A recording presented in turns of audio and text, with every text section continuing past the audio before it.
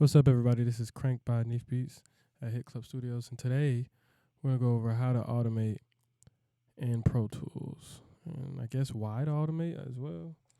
Um, the importance of automation when mixing when mixing is the fact that if you want to mix that's not static, then you must automate different parameters throughout your mix. You know what I mean? Things change throughout your mix, so you should change your mix. A static mix is a flat and boring mix with no flavor, and no one wants a mix with no flavor. So, in order to achieve flavor, you must automate the different parameters in your session or your mix. All right, so let's just go ahead and start. All right, so when you load an auxiliary track, well, let's just go to a vocal track, a regular vocal track or just an audio track. So, an audio track, you have this little area over here. When it's in waveform, it's just showing you the waveform, as you can see. Let me kind of make this over here. Close this. So when it's in waveform, you can see the waveform. You can automate every parameter on this channel. So you can automate the mute, the solo, the panning, the volume. Yeah. So as you can see, not the solo, of course. I don't even know why I said that. As you can see, volume, volume trim, mute, pan, and you can also automate the sends. And on sends, let's say we have the long reverb.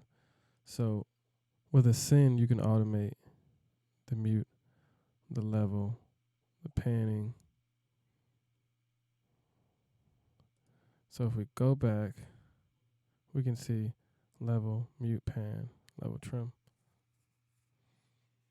All right. So let's say we go here and we go to volume.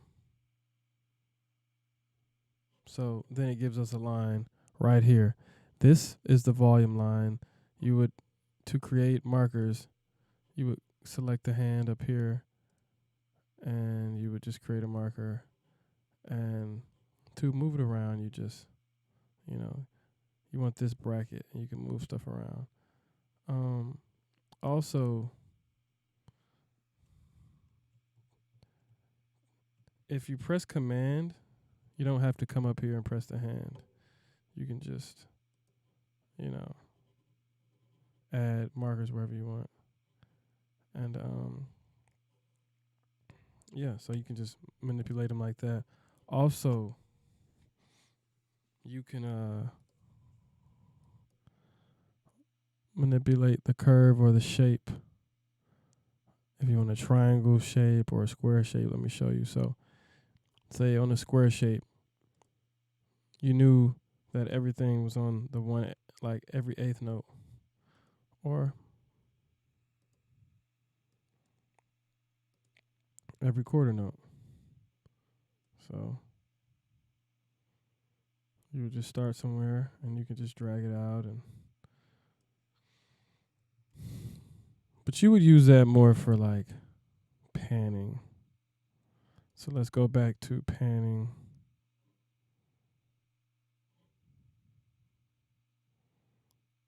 And let's say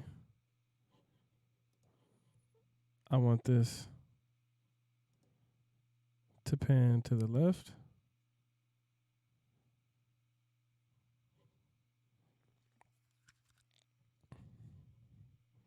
And then pan to the right. So I would just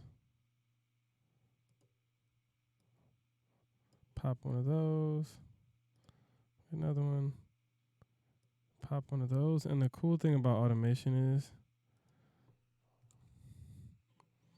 if we go to the track, you'll literally see the knob move. So let's put that.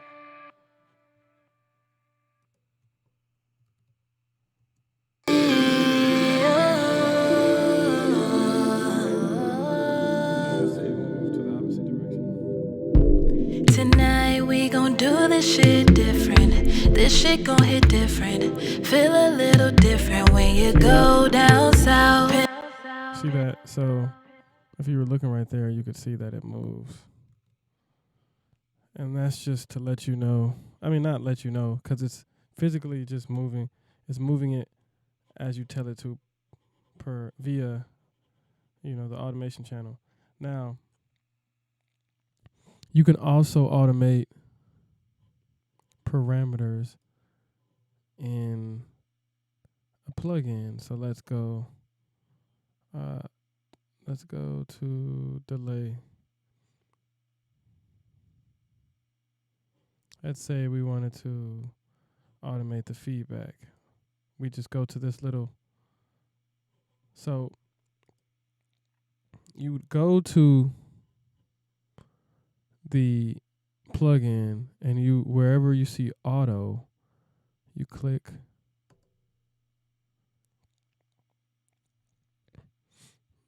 the little double mirror automation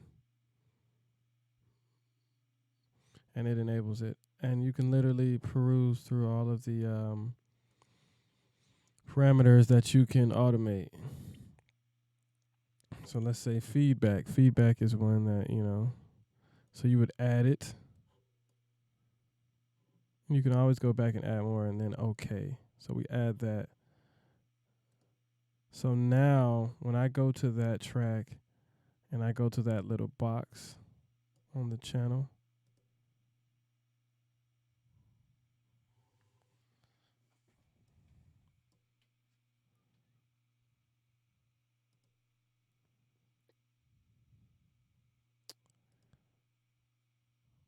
which one was it?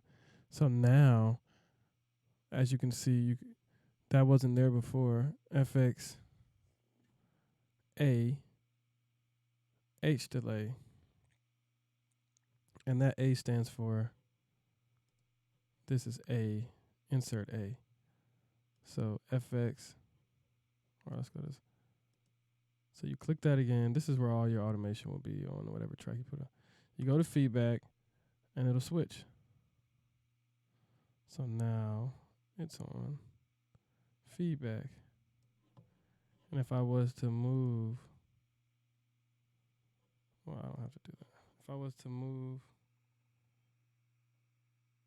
let's go back up. Where's the so let's bring this back down. If I was to move this bar,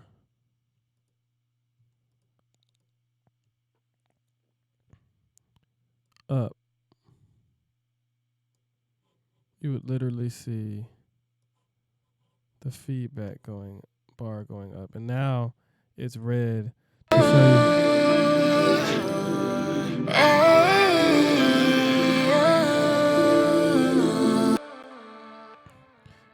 And when you're mixing, you can automate compressors, limiters,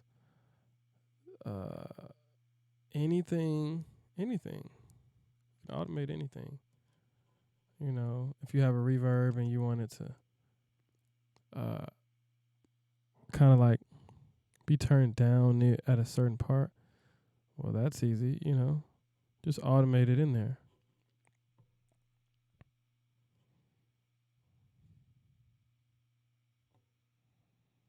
So that is how you use automation. And a brief explanation on how to use automation in Pro Tools. And you can fast forward and rewind, but I pretty much it's really not hard. It's almost just you know, just taking the time out to try it and do it in a session, you know what I mean, or having sessions to practice on. But that being said, thanks for listening. It's Crank by Neef Beats. Like, follow, and subscribe. I'm out.